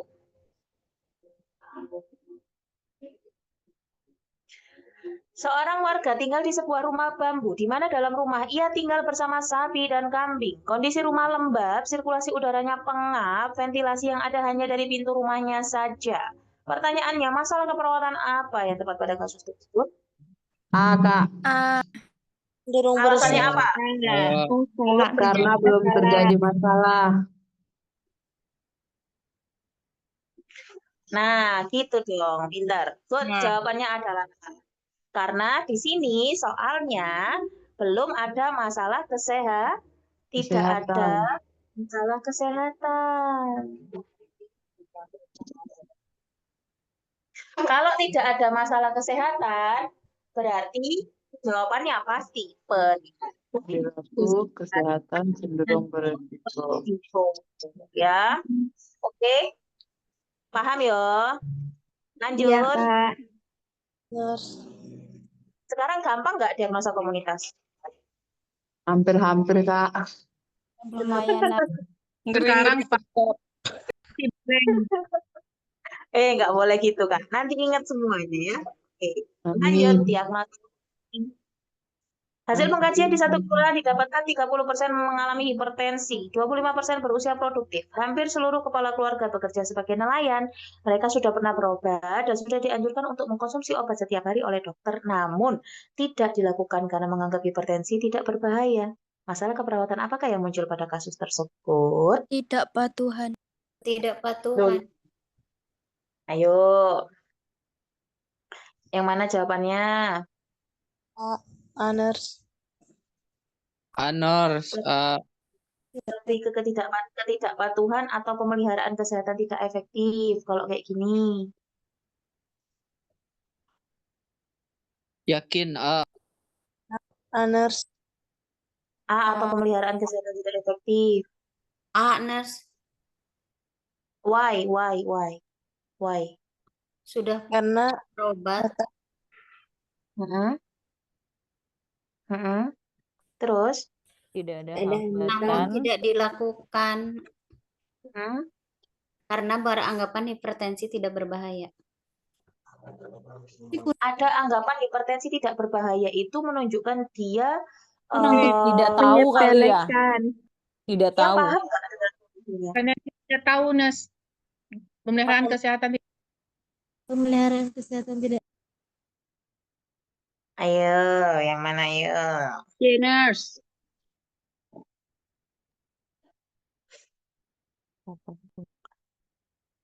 Jawabannya apa ini? Ketidakpatuhan. Jawabannya adalah ketidakpatuhan nih. Aku kok lupa nggak tak tulis ininya sih. Ketidakpatuhan optionnya apa? A ya. Di sini berarti A. Nih. Mereka sudah mengetahui tentang penyakit dan pengobatannya. Nih, logikanya seperti ini. Teman-teman baca di sini ya.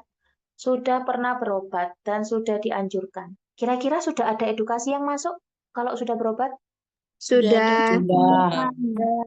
Tapi tidak dilakukan. Berarti memang dianya yang bandel. Berarti masuk ketidakpatuhan. Ya, makanya tadi tak tanyain, kalau menganggap hipertensi tidak berdaya, masuknya dia nggak paham atau tidak. Bisa dibilang tidak paham. Tapi kita balik lagi di konteksnya di sini. Oh, dia sudah pernah berobat loh. Dan nggak mungkin kalau misalnya berobat itu nggak dikasih tahu, Bapak ini kena hipertensi, obatnya harus diminum terus-terusan. Hipertensi itu ini bla bla bla bla itu pasti dijelaskan sama petugas kesehatannya. Makanya di situ sudah ada edukasi yang masuk, tapi tetap tidak mau melakukan walaupun tidak ada hambatan. Berarti ketidakpatuhan. Ya, jadi balik lagi ya, kalau dia menganggap hipertensinya itu tidak berbahaya, kok di konteks soalnya itu tidak ada edukasi atau belum pernah mendapatkan edukasi, berarti jawabannya pemeliharaan kesehatan tidak efektif. Tapi karena konteksnya di sini dia sudah pernah berobat ke dokter, makanya kebutuhan.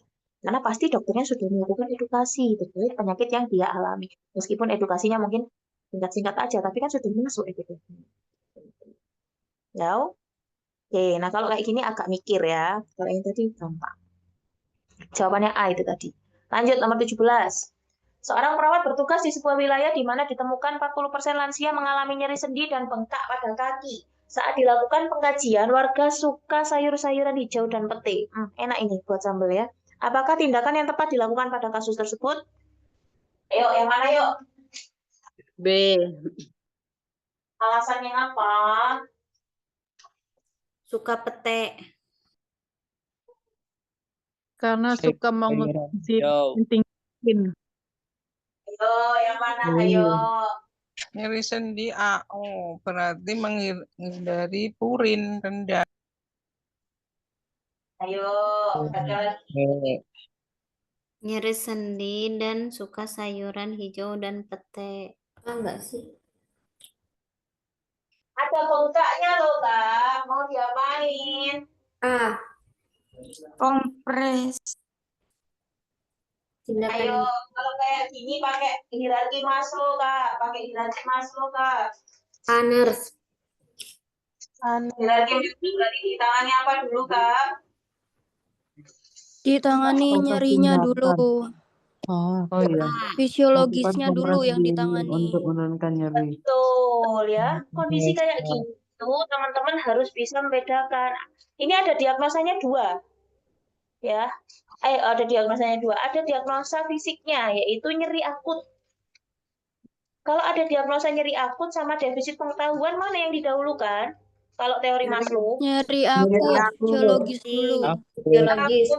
Biologi. Iya, kebutuhan fisiologisnya itu kita tangani terlebih dahulu. Makanya intervensi yang tepat adalah lakukan kompres dingin untuk menurunkan nyeri dan menurunkan bengkak yang terjadi. Jadi Ya, pakai hierarki Maslow ya. Nih ya. Atasi dulu permasalahan fisik yang dialami, baru mengatasi masalah defisit pengetahuannya. Setelah kita lakukan kompres dingin, nyeri sama bengkaknya berkurang, kita edukasi nih. Bu, ini nyeri sendi, ini kan sekarang udah mulai berkurang nih. Nanti bisa nyeri lagi nih, bisa bengkak lagi. Kalau semisal ibu masih mengkonsumsi sayur-sayuran yang hijau, apalagi yang pete, yang terlalu tinggi purin. Nah, itu dikasih tahu nanti aja. Tapi yang ditanyakan adalah tindakan yang tepat. Tindakan yang tepat di sini yang menyelesaikan masalah si nyeri sendi sama bengkak pada kakinya. Maka kita fokuskan untuk di sini dulu biar nyeri sendi sama bengkaknya ini diatasi. Gitu. Kenapa nggak dirujuk?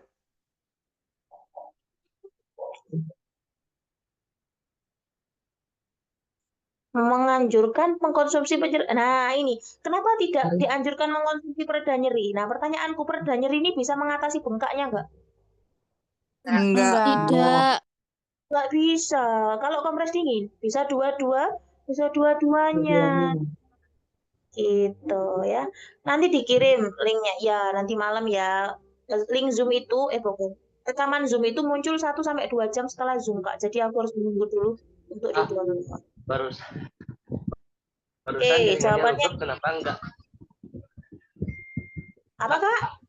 Izin, barusan jaringannya jelek, kenapa enggak anjurkan lansia untuk mengonsumsi obat pereda nyeri?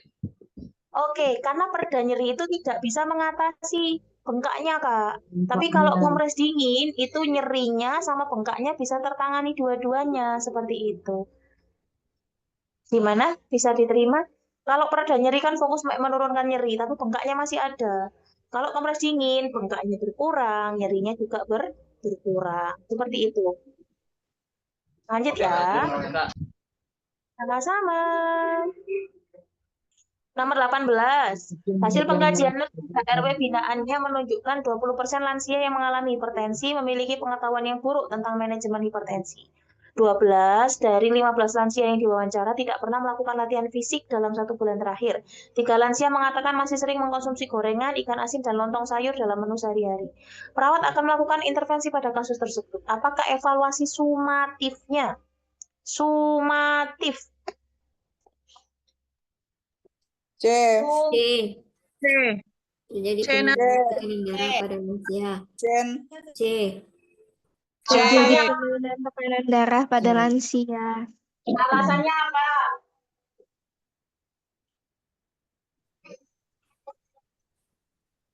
Karena ini evaluasi sumatif jangka panjang. Alasannya apa, Kak? Masalahnya hipertensi. Terus evaluasi jangka panjangnya apa? Jadi jawabannya C. Good, karena di sini itu permasalahannya hipertensi, terus mau dilakukan intervensi, maka evaluasi jangka panjangnya adalah terjadi penurunan tekanan darah. Nah, kalau semisal di sini intervensi itu terkait edukasi kesehatan mengenai hipertensi, formatifnya apa? Terjadi peningkatan pengetahuannya tentang hipertensi meningkat. Berarti jawabannya kalau di sini intervensinya itu melakukan edukasi terkait hipertensi, jawabannya bisa A, bisa B, yaitu terjadi peningkatan pengetahuan tentang penyebab hipertensi ataupun terjadi peningkatan pengetahuan tentang tanda dan gejala hipertensi. Gitu. Kalau formatif.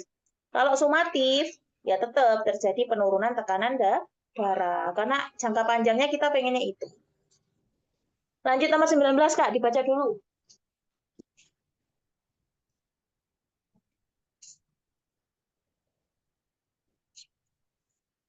Hasil pengkajian pada agregat anak usia sekolah yang terlantar di suatu wilayah menunjukkan 20% sedang mengalami karies gigi. 70% anak hanya menggosok gigi saat di pagi hari. 60% anak memiliki pengetahuan rendah tentang kesehatan gigi. 9% dari Oke Kak, anak ngobrolnya tidak sehat ya. kulit rambut rapuh. Apakah Ayo jawaban yang mana yuk?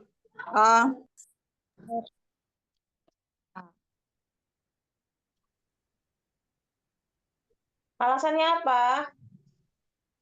Karena ada beberapa masalah. Masalahnya lebih dari satu, Kak. Masalah lebih dari satu. Yakin? Yakin.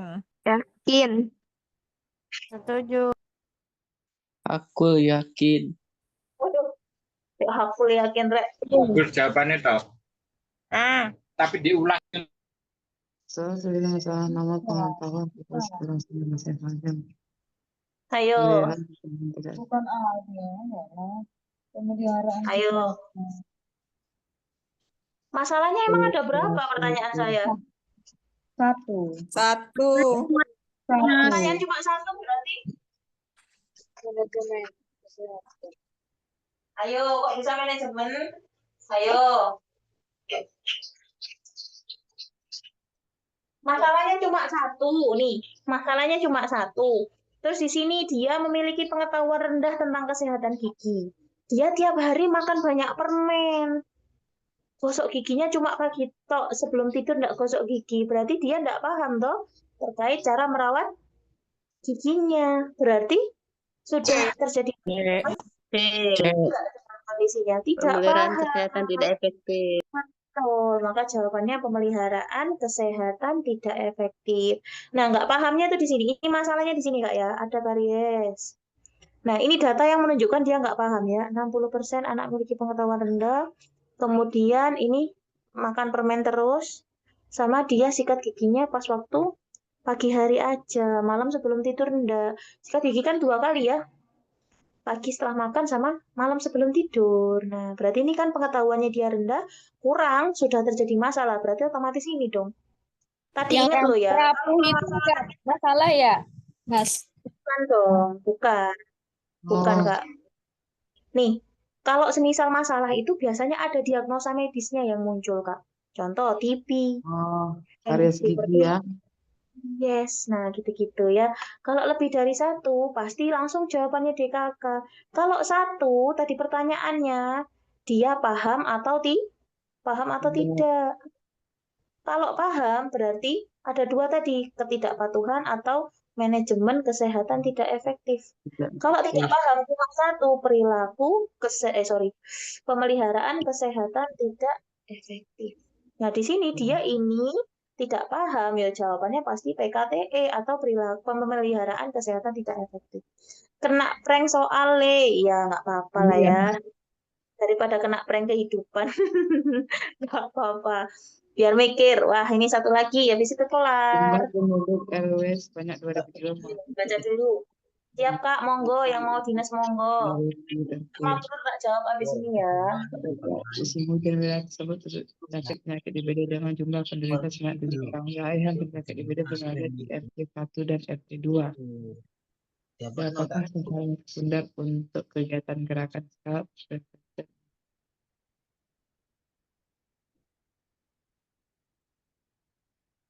Ayo apa Kak? Jawabannya.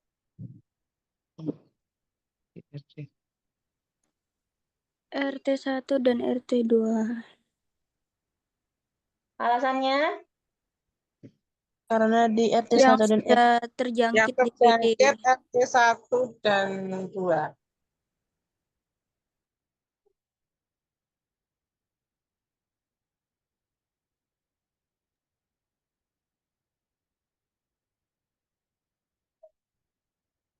Alasannya yang terjangkit RT 1 dan RT 2.